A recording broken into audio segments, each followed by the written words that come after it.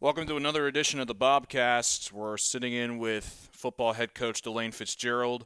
The football team got a close win over West Liberty, 27-24 on Thursday. And coach, it was a similar situation to the West Virginia State game. This time, we're able to close it out. What was the difference between the two games? And probably the 3 weeks of practice that we had, but we normally have young men that finish football games, and we just finished on Thursday night like we normally do. Certainly. And Will Brunson, the transfer, he accounted for all three of the touchdowns Thursday, 2 passing, 1 rushing. How has his ability been able to transfer over to your system? Will's a coach's son, and I said that on here before. So he's an intelligent football player, and his transition into our football program has been pretty smooth. And Will was here with us in the spring and did a nice job, and Will's doing a nice job now.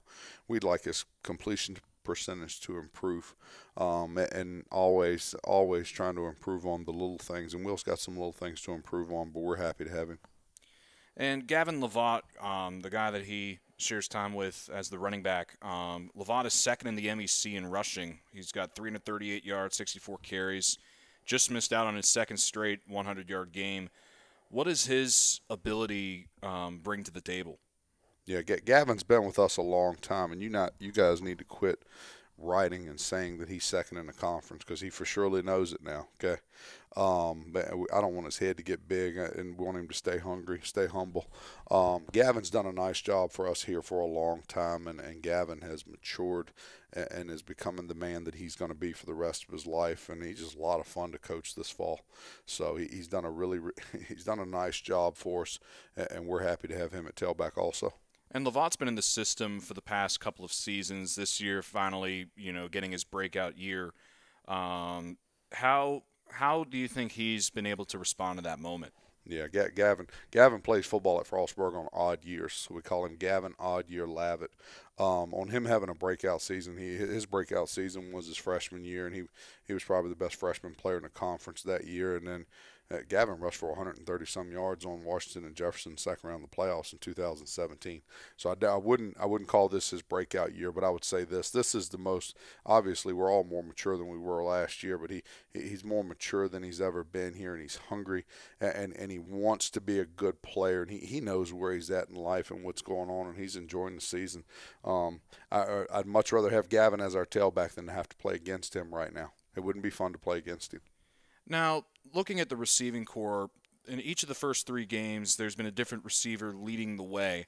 How does this speak to the depth of your receiving core? Yeah, it probably speaks more to the diversity of our offense than it does to the depth of our receiving core. We like our receivers. Lincoln Akubu's been a good player for us all 3 seasons. He's been on this campus, and he's a really good football player. And Christian Thornton does a nice job. And then Terrell Brown's a good player. Jawan Worrell is a freshman that's going to have to be reckoned with in the future because Jawan's going to get better and better. When Devon Holton is healthy, Devon Holton does a nice job. And then we have another 3 or 4 receivers after that could all do the job if something happens to them. But you're right. We have depth at receiver, and we're going to continue to have depth at receiver. They all practice hard, and then they go out and play hard on Thursday night or Saturday afternoon, whatever the game time is, and do a nice job for us. Now, defensively against West Liberty, your defense was able to get some pressure on the West Liberty offense. 3 sacks on the day, and Wayne Palmer had 2.5 tackles for loss. How important was defensive performances like that going into the meat of the MEC schedule? Yeah, well, the best defensive performance on Thursday night was Mike Bell. Other than 1 or 2, how do you say this, lackadaisical coverage plays by him. He put a whole game together, and he's now putting a whole season together. It's normal for us to have our senior players step up and play really, really well, and that's what Mike Bell has done for us this fall. And he's gotten a little better each year he's been on this campus, but he's playing especially well these first 3 games, and we like him at the cornerback position. On the sacks, and Zach got his first sack on Thursday night, but teams are sliding. They're sliding the protection to Zach Strand. They're double teaming Zach Strand, which is freeing Carl Igwe and Wayne Palmer on the blitzes and stuff. Is freeing them up some, and that's good for them. In order for us to have success success and for order for us to play defense the way we want to, we pride ourselves in sacks and tackles for loss. And you're going to need a lot of that coming up against Fairmont State on Thursday. The Falcons, the #1 offense in the Mountain East Conference. What will be the key to success in that game? They're the #1 offense in the Mountain East. Yes. There you go. Yeah, you statistical guys. I don't dabble in statistics a whole lot, but Fairmont is extremely well coached, and Jason Woodman and his staff have maybe done the best coaching job in the conference the last 3, 4, 5 years. He's done a nice job since he's been there as the head coach, and as I watch them on film, they're still really, really well coached. The young man at quarterback's been their quarterback for a couple of years. Dale does a nice job. They seem relatively balanced on offense, and their run pass stuff, and they're balanced and they're diverse on offense. So they've done a nice job. They are bigger, stronger, and more physical than anybody we've played thus far. So we've got to match their physicality. We've got to play fast. We've got to play with energy and enthusiasm and just want to play football on Thursday night. It's real important. All right, Coach, thank you very much. We're back on the Bobcast, now talking women's soccer with head coach Brian Parker, who just started conference play with a 6-2 win over Urbana and a 7-0 shellacking of Wheeling. Coach, conference play off to a fantastic start. Where does this team go from here after the strong beginning?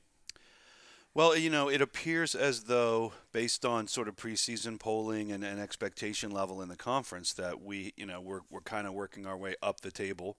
And so obviously Wheeling has some special challenges with their enrollment issues there. And, Urbana was not picked above us in the conference standings. So there's tougher games to come for sure. There's no doubt about that. But we're obviously happy about the start and getting into some rhythm and building some confidence, all very positive things. But, my assumption is that, some combination of, West Liberty, Fairmont, Notre Dame, and us, is 3 of those teams are probably going to get the tournament bids. And so I think the really important games are ahead of us for sure.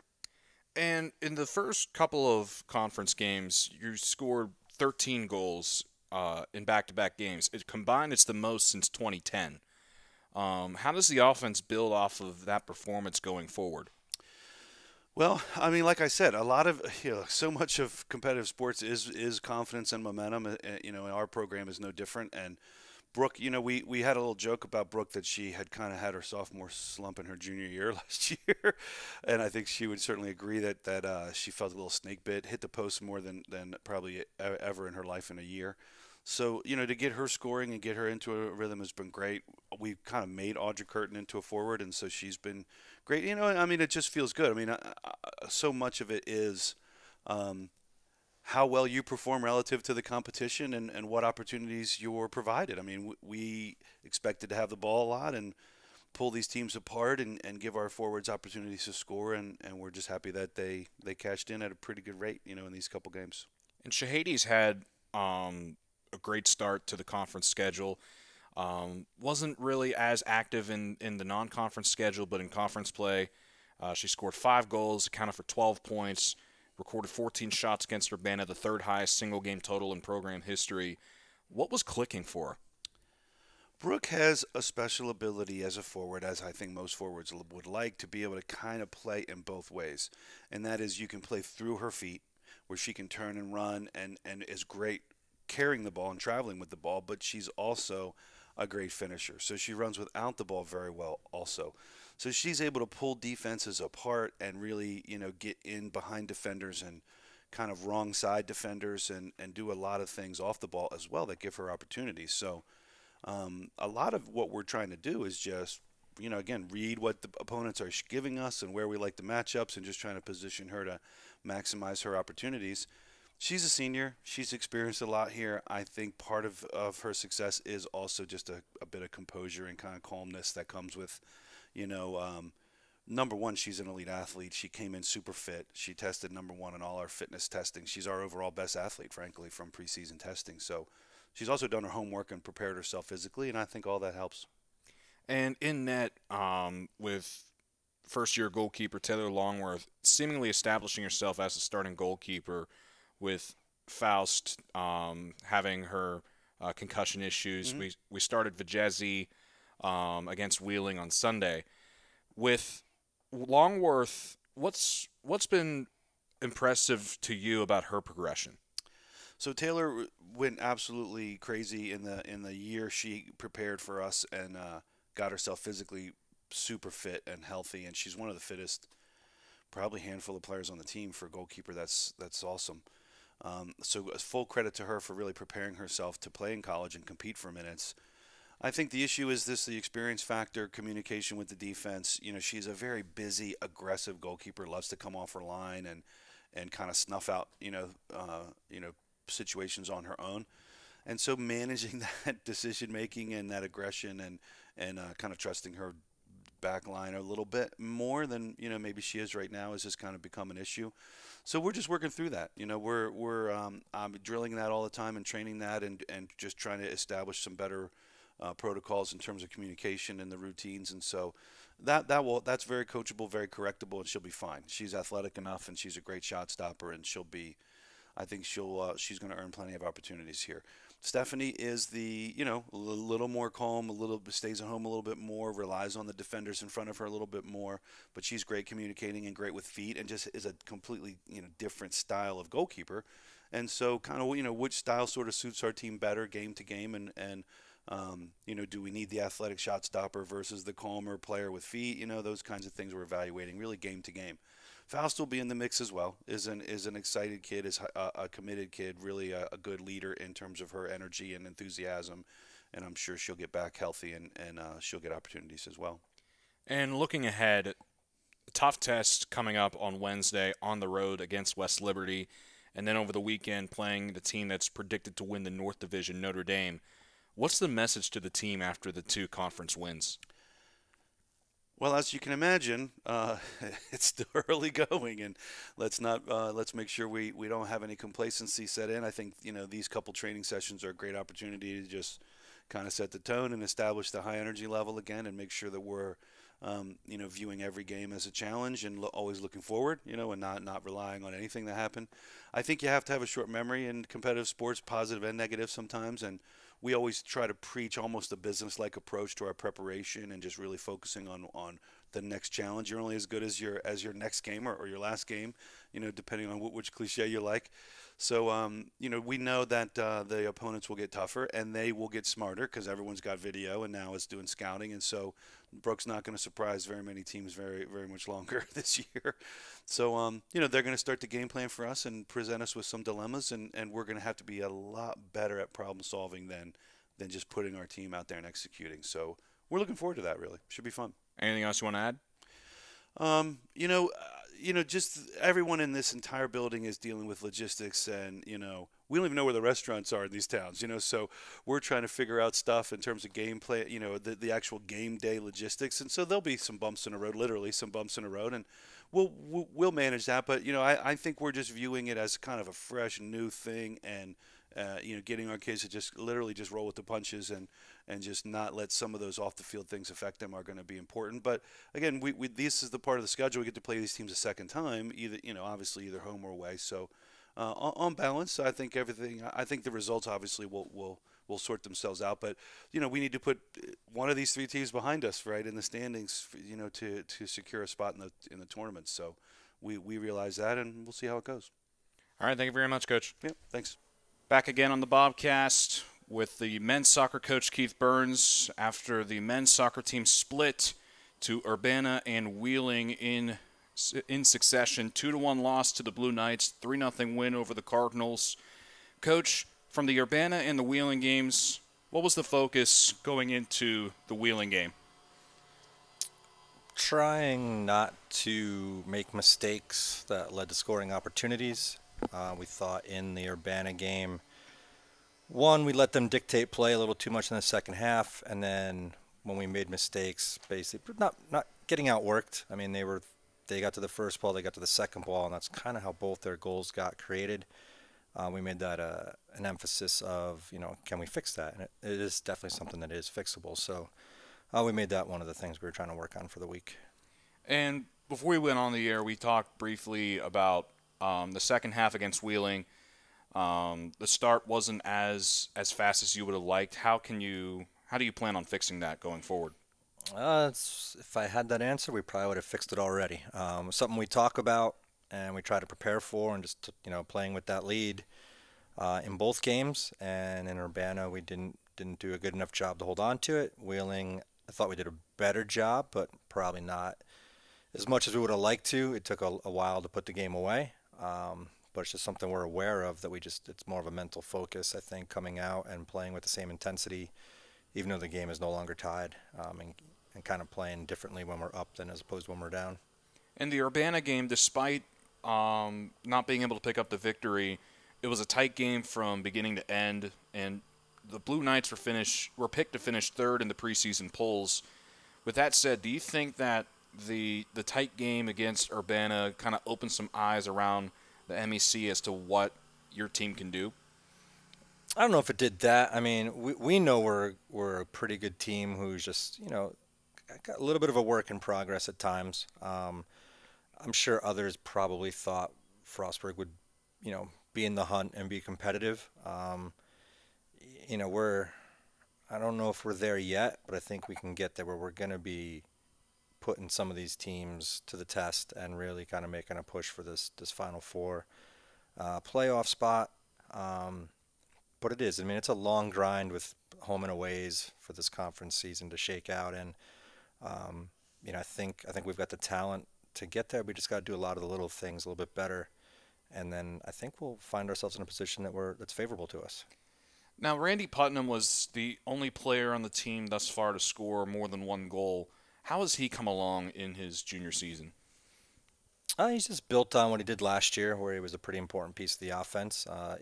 He's got a great work rate, and he's usually the guy that's in the right place at the right time, just makes smart runs. His positioning's really good. And his soccer IQ is up there, so he knows where to be and when to be. And I think it just helps out when you don't have to make it so hard on yourself if you can get a couple easy ones. And the bench play has also been there as well for you guys. Lots of players coming off the bench have gotten significant time. How comforting is it knowing that you have a deep bench that you can rely on when the game gets towards the final minutes? Well, that was certainly a goal of ours, to try to be too deep, at least in every position, and I think we're pretty close to that. In some spots, we kind of have three. So even though we are playing a lot, I think we still have some talented kids that are still probably a little unhappy with their playing time, but unfortunately that's kind of how it goes when you get to this level sometimes. But it is nice knowing we can rotate people, we can keep people healthy, we can create competition at practice because they're all fighting for the same playing time. It allows us to, on a hot day, try to run some teams into the ground, knowing that we can go, too deep in every spot for the most part. And usually, when they perform and they come on, they can raise the level of play sometimes and the intensity, and that's what you're looking for out of your bench. Anybody off the bench that has stuck out in particular? Well, it's kind of hard to say because we've rotated the lineup. So, I mean, Logan and Bergoglio's probably come off the bench more than he started, but he's basically a starter. Tamino and Bobby have kind of rotated between who starts up top sometimes, and they both can impact the game. Cam was a starter for us last year, and he's kind of splitting time but coming off the bench as an outside back. So we have more than 11 starters, which is nice. So sometimes we try to get them into the starting lineup, but the majority of the time they are probably coming off the bench, and it just depends on the formation we're playing as well. Do we need 3 forwards or 4 midfielders, whatever shape we're going with? Changes a little bit of the rotation, but there's some quality there, and that's nice to have. Looking ahead on the schedule this week, Davis and Elkins, another newcomer in the Mountain East Conference, and then on Sunday against Notre Dame, who began the season nationally ranked. How can you build upon the Wheeling game going into the next couple? Just try to play with the confidence that we're good enough to be here and play with these teams. I think we're kind of in awe of some of the D2 talent, and everybody's got scholarship players, and we're still a little behind from that part of the development of our program. But our talent level can match up with most of these teams to put us in a position to win games. I mean, it's soccer. You don't always have to have the best team. You just have to be the best team that day.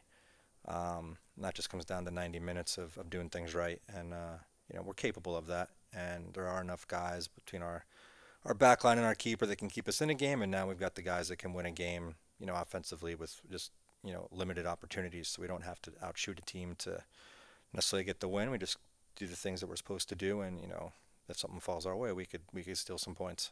Anything else you want to add? No, we're definitely pleased with the progress and the guys' focus so far. Just keeping them on in line here for this push, and next week with the 3 road games in 7 days basically. And it'll be another tough stretch, but then we're home for 3 weeks almost. So if we can get through that with Notre Dame, D&E, and Charleston coming up, and find ourselves in a good position, then I think we can make a good push here when we're on that homestand. All right. Thank you very much, Coach. Thank you. Welcome back to the Bobcast. We're with head coach Shane Brookshire of the cross-country team. The cross-country team took part in the Lock Haven Invitational. The men's finished 22nd, and the women had individual runners partake over the weekend. Coach, what were some of your takeaways from the event?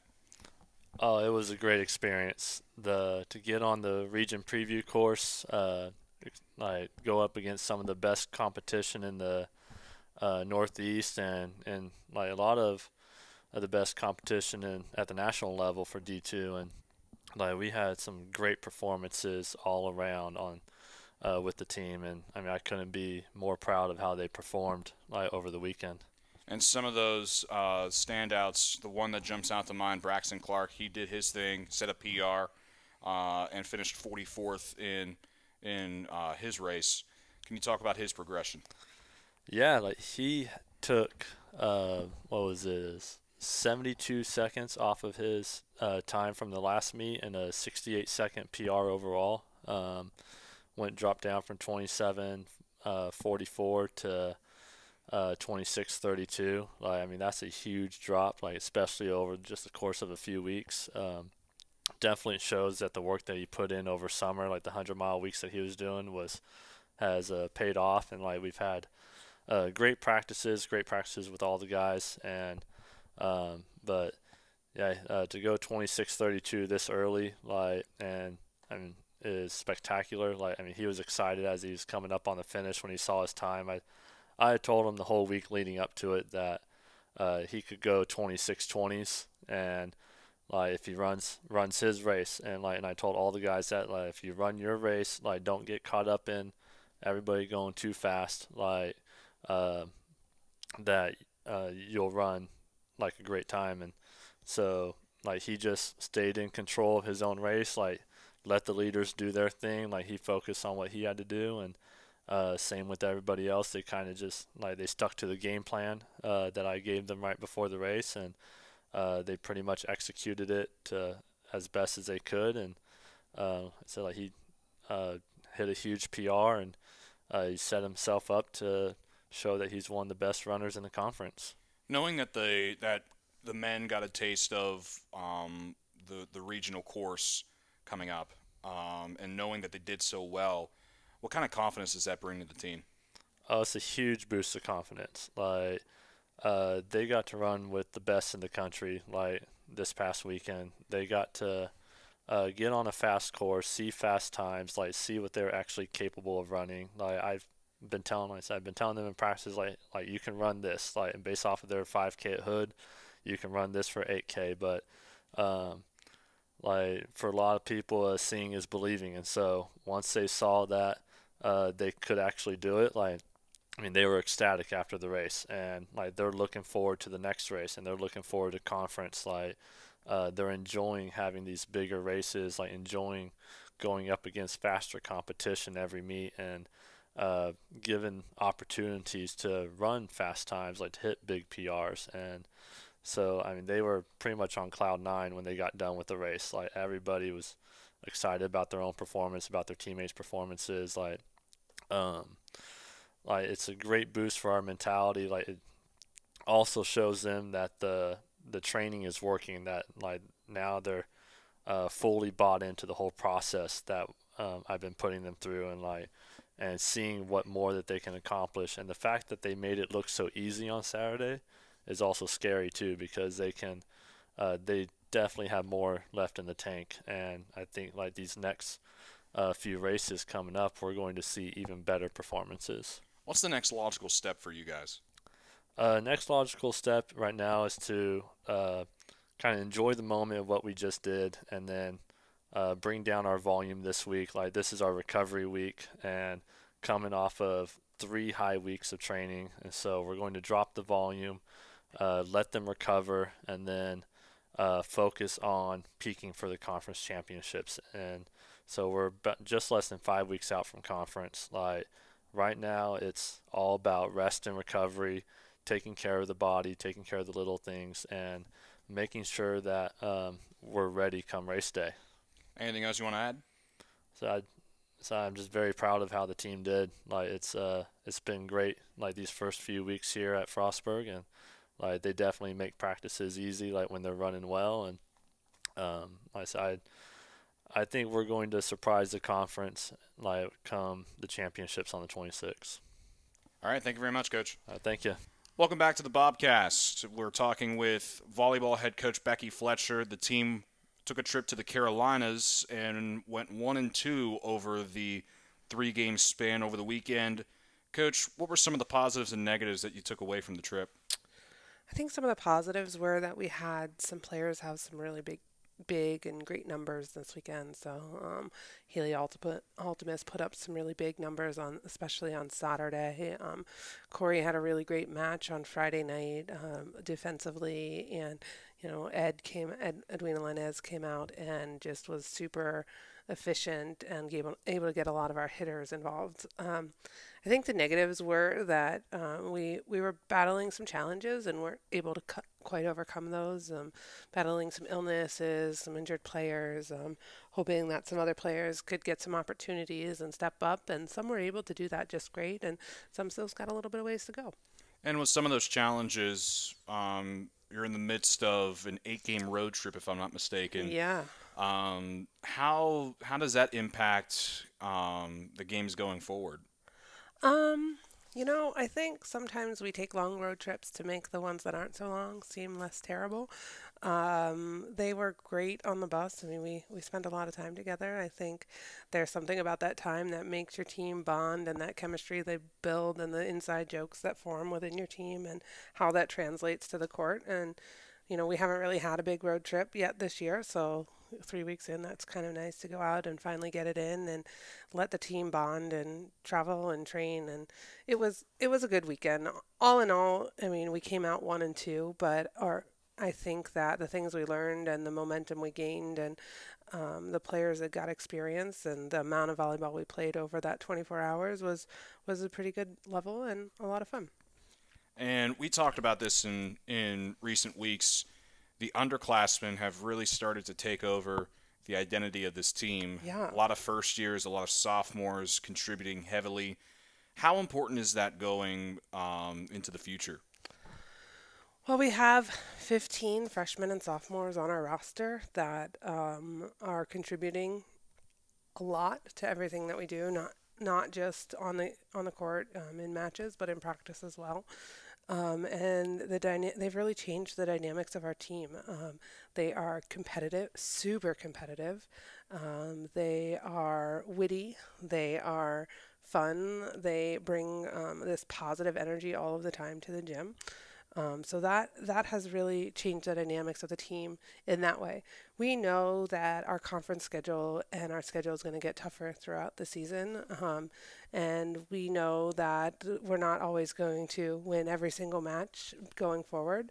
But I also know that they're up for the challenge, and I think they're going to surprise a lot of people, especially when we get a little bit healthier and we get some players back coming into this upcoming conference weekend. You spoke about how the underclassmen have brought a lot to the table. How do you think that the upperclassmen, the seniors and whatnot, have fed off of that? They're just doing a great job of leading this group. And you're only as strong as your leaders are. And the 4 seniors that we have they're all very different in how they lead and how they approach the underclassmen. And it's been neat to see how those different characteristics draw out different characteristics within our freshmen.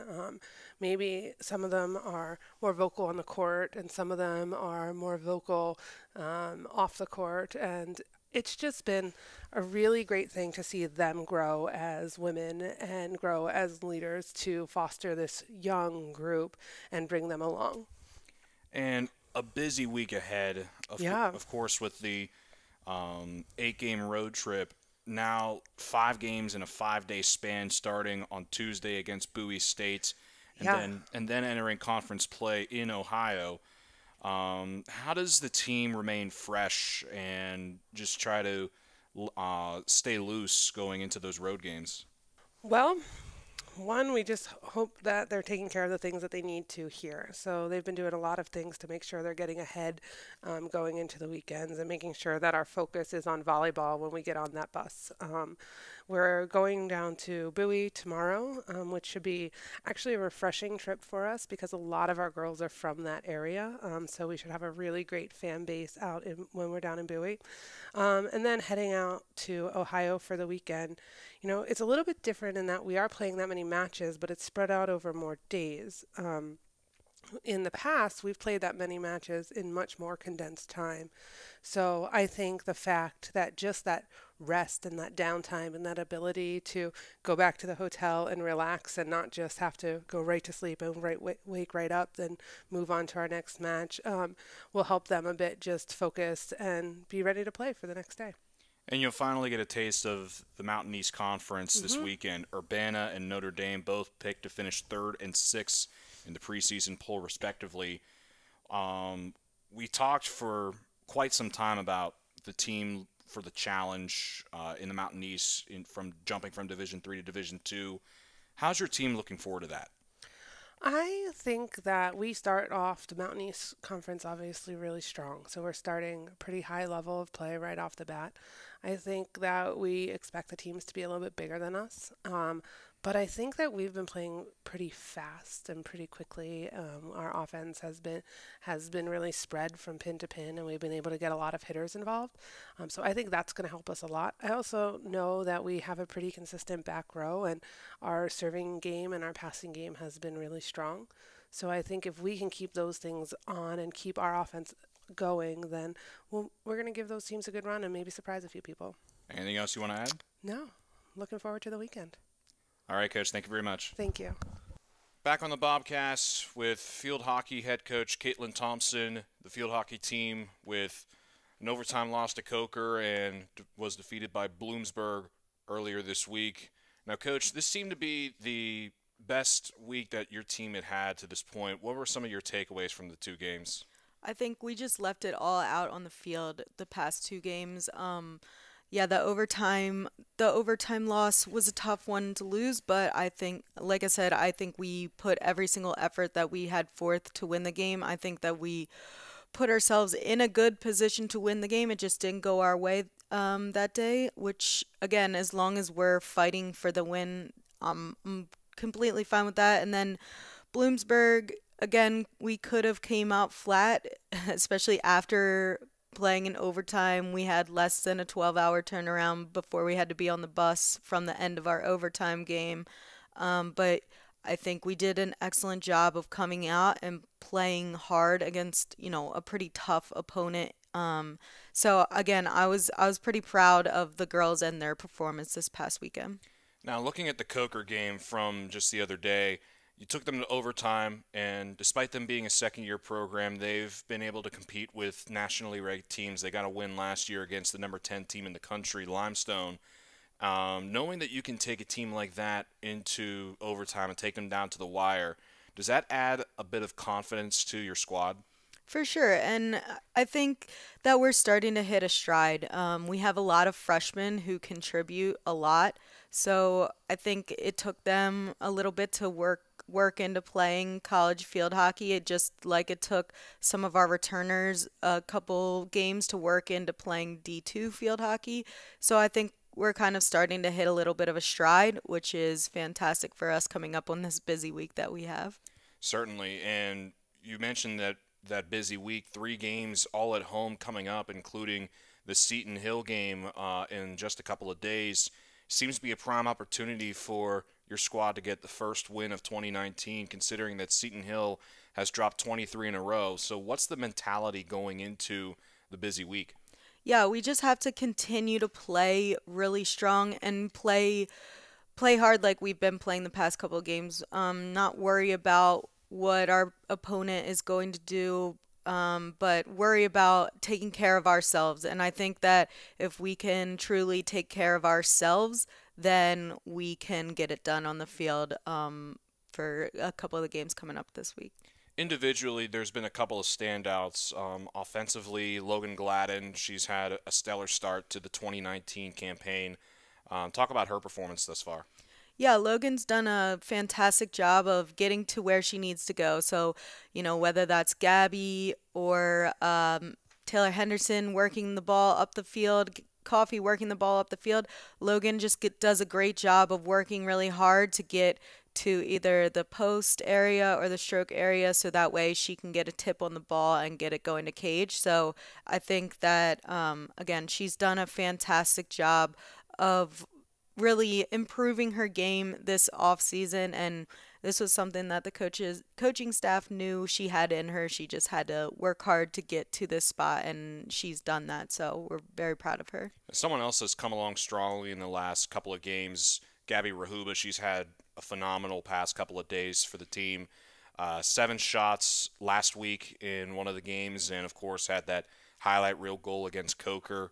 How do you think she's progressed as the season's gone on? Yeah, Gabby's just a great competitor for our team. She has such a great competitor's mentality, and I think because of that, it's contagious for our team. She's willing to do whatever it takes to, get a shot off, get the foul, get the corner, and I think that's kind of spilled into our team, and that's probably why she was a captain in her junior year, because the girls do recognize that in her, and she does an excellent job of bringing that out in everybody else. And your goalkeeper, Sierra Smizer, coming back. She's faced a lot of shots and has done pretty well in net, considering the amount of shots that she's been able to take. How important is it to have a goalie like Smizer in the net? Yeah, it's very important. If the defense can trust that their goalkeeper can get it done, then they don't have to worry about making up for her mistakes. They can just worry about what they need to do to be successful. So, yeah, Smizer, playing as well as she does is huge for our team, and she's such a strong leader on and off the field. So, again, our girls just benefit so much from having her back there. Anything else you want to add? We're just excited to get this week going and hopefully get our first win. All right, Coach. Thank you very much. Thanks. Back on the Bobcast, we close out this week's edition with the tennis teams. The men's losing 6-1, the women's getting swept by the University of District Columbia. I'm here with head coach Jeff Splinter. And, Coach, overall, there seemed to be some improvement all around, especially on the men's side. What are some of your overall takeaways? Yeah, we're really pleased with how we played this weekend compared to the first weekend at Millersville. Same quality opponent. We're very tough, very high quality level of tennis, and we were really impressed with both the men and the women for fighting even more than we did the previous weekend. So had a big takeaway this weekend. Got our first individual win from our number 6 player, Tim Goldring from Waldorf. So very impressed with his level of play and everyone else. We put up a really good score at 3 doubles on the men's side, of 6-4 loss, really close, and really, really pleased that we're building and we're moving in the right direction. We're accepting the challenge of playing these really tough Division II teams and taking it upon ourselves to play our best tennis, even though we know it couldn't be tough to win, but we're really trying to get better ourselves, and playing the best competition out there right now is going to help us going into the Mountain East Conference in the spring. Now on the women's side, Charisse and Ariana both had the lone points for the Bobcats in their singles matches. How can the rest of the team contribute by tallying some of their points, and how can they improve? Yeah, so singles-wise, we really emphasized really making our opponent hit winners and forcing them to hit an extra ball. So that's one thing that Charisse and Ariana do extremely well, is they get the ball back in play, and they really make their opponent either miss or hit a winner. So that's one thing we've been emphasizing, and we're looking to kind of grow from there and have them each develop a weapon of their own to where they can start attacking the opponent instead of just kind of letting what happens in the middle of a point. So, we've been working the last week of practice since playing Millersville, and we'll continue that this week, really focusing on developing our shots when we get a short ball, really wanting to put that away a little bit more and, trying to win points on our terms instead of the opponent's terms. And switching over to the men's side, you mentioned Goldring winning his first collegiate match 6-1, 6-2 in his singles match. And on doubles, Justin Davis and Christian Danes had a nice effort in their doubles. How can this help not only those three players, but the rest of the team gain confidence going into Mountain East Conference play?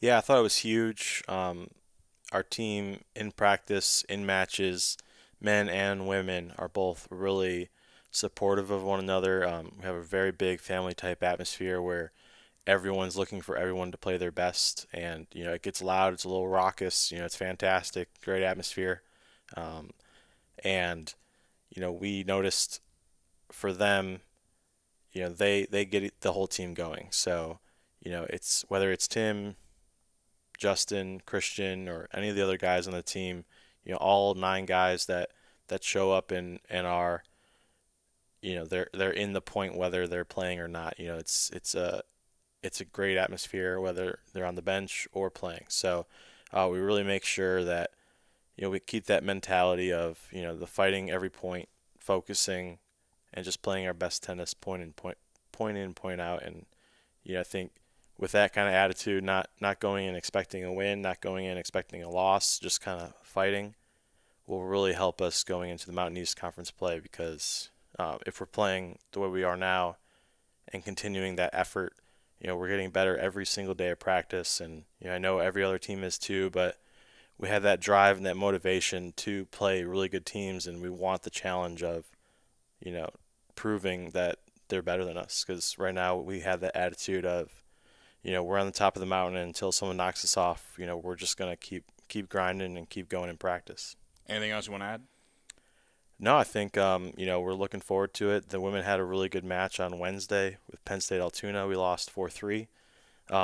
Came down to a couple of really close matches, but that Wednesday we did get a good amount of wins for our players. A lot of our first-year players got their first wins on Wednesday, and they're looking to continue that hunger and that fight. So, we have another match this weekend with some ITA tournament things for the men, and for the women we have a Goucher tournament. So, looking forward to seeing what they can do in a longer day span of time, where they're really focusing on playing tennis and then taking a break and then playing tennis again. So it's going to be a long weekend, but we're looking forward to the challenge and seeing what Division II has to offer. All right, thank you very much, Coach. Great, thank you. Thanks for listening to another edition of the Bobcast.